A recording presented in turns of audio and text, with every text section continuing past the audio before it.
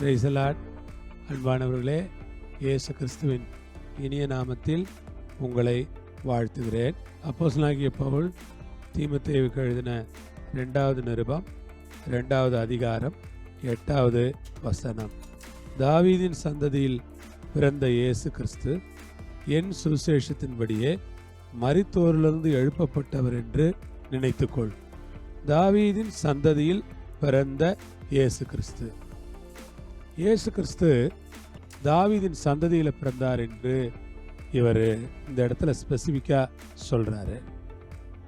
ஏன் சொல்கிறாருன்னா, அவர் முதல்ல அவர் மனசில் அவர் ஒரு மனுஷனாக பிறந்தார் அப்படின்னு சொல்கிறார்.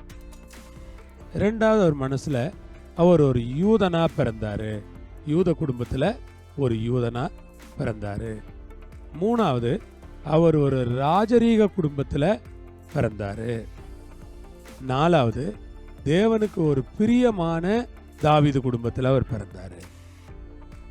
பாருங்க, மனுஷனா பிறந்தார், யூதனா பிறந்தார், ஒரு ராஜரீக குடும்பத்தில் பிறந்தார், தேவனுக்கு பிரியமான ஒரு குடும்பத்தில் அவர் பிறந்தார். தாவீதின் சந்ததியில் பிறந்த இயேசு கிறிஸ்து. இயேசு கிறிஸ்து தாவீதின் சந்ததியில் வந்து பிறக்கிறார்.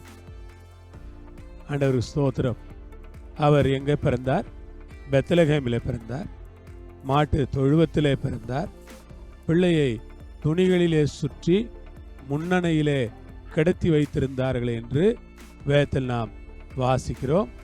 அப்படிப்பட்ட ஒரு சூழல்லே இயேசு பிறந்தார். சொல்ல, என் சுவிசேஷத்தின்படியே கர்த்தருக்கு ஸ்தோத்திரம், என் சுவிசேஷத்தின் படியே, இயேசு கிறிஸ்துவனுடைய சுவிசேஷத்தின்படி.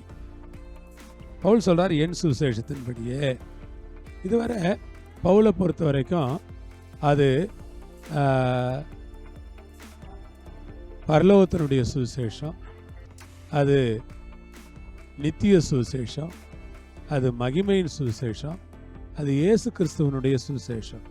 இப்போ பவுலை பொறுத்த வரைக்கும் அது என்னன்னா, என் சுவிசேஷம். அந்த ஓனர்ஷிப் எடுத்துக்கொள்கிறார். சுவிசேஷம் யாருது? என்னது தான்ப்பா, என்னுடைய சுவிசேஷம் தான் அது. கர்த்தருடைய பரிசுத்த நாமம் மயப்படுவதாக. இந்த சுவிசேஷம் ரொம்ப பெருசு, ரொம்ப விலை மதிப்பு இல்லாதது. இந்த சுவிசேஷத்தை பற்றி பைபிள் என்ன சொல்லுது? என்னுடைய சுவிசேஷம்னு பவுல் சொல்றார். இயேசு கிறிஸ்து தாவீதின் சந்ததியில் பிறந்தார்.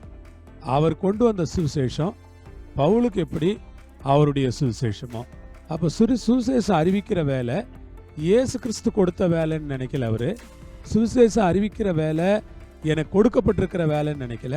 சுவிசேஷம் அறிவிப்பது தான் என்னுடைய வேலை, ஏன்னா அது என்னுடைய சுவிசேஷம். அந்த ஒரு எண்ணத்தோட அந்த சுவிசேஷத்தை அவர் பார்க்கிறாரு. ஆகவே அவர் என் சுவிசேஷத்தின்படியே மரித்தோரிலிருந்து எழுப்பப்பட்டவர் என்று நினைத்துக்கொள். இயேசு கிறிஸ்துவை பற்றி இப்போ என்ன எக்ஸ்பிளைன் பண்றாருன்னா, அவர் மரித்தோரிலிருந்து எழுப்பப்பட்டவர் என்பதை நீ நினைச்சுக்கப்பா. எதை நீ ஞாபகத்தில் வைக்கிறியோ இல்லையோ, அவர் மரித்தோரிலிருந்து எழுந்தவர் என்பதை நீ ஞாபகத்தில் வை. அவர் மரித்தோரிலிருந்து எழுந்த தேவன். இந்த வேளையில் நான் சொல்லுகிறேன், என்னை கேட்கிற அன்பானவர்களே, இயேசு மரித்தோரிலிருந்து எழுந்தவர், மரணத்தை ஜெயித்தவர், பாதாளத்தை ஜெயித்தவர், சாத்தானை ஜெயித்தவர், அந்தகார சக்திகளை ஜெயித்தவர்.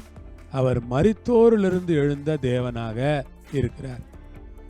அந்த தேவனுக்கு நன்றியும் துதியும் ஸ்தோத்திரங்களும் உண்டாகட்டும். இந்த நேரத்தில் ஆண்டவர் தாமே உங்களை ஆசீர்வதிப்பாராக. மரித்தோரிலிருந்து எழுந்தார், உயிர்த்தெழுந்தார், மரணத்தை ஜெயித்தெழுந்தார், எல்லா வித போராட்டங்களையும் மேற்கொண்டு எழுந்தார். மரணமே உன் கூரெங்கே, பாதாளமே உன் ஜெயமெங்கே என்று அவர் மரித்து உயிர்த்தெழுந்த இயேசுவாக இருக்கிறார். மரித்து உயிர்த்தெழுந்தவருக்கு ஸ்தோத்திரம். உயிர்த்தெழுந்த ஆண்டவரை கொண்டாடுங்க. உயிர்த்தெழுதலை பற்றி சிந்திங்க. எப்பொழுதும் உயிர்த்தெழுந்த வல்லமை, கிறிஸ்துவை மரித்தோரிலிருந்து எழுப்பினவருடைய ஆவி உங்களில் வாசமாயிருந்தால் சாவுக்கு ஏதுவான உங்கள் சரீரங்களை உயிர்ப்பிப்பார். கிறிஸ்து மரித்தோரிலிருந்து எழுந்திராவிட்டால் எங்கள் பிரசங்கம் வருதா, உங்கள் விசுவாசமும் வருதா என்று சொல்லுகிறார். இயேசு மரித்தோரிலிருந்து எழுந்தார் என்பது மிக முக்கியமான அவசியமான செய்தியாக இருக்கிறது. கர்த்தர் உங்களை ஆசீர்வதிப்பாராக. மரித்தோரிலிருந்து எழுந்த இயேசுவின் நாமத்தில் உங்களை உற்சாகப்படுத்துகிறேன். பிதாவே, உம்முடைய ஜனங்களை ஆசீர்வதியும். உம்முடைய கிருபை அவர்களோடு இருக்கட்டும்.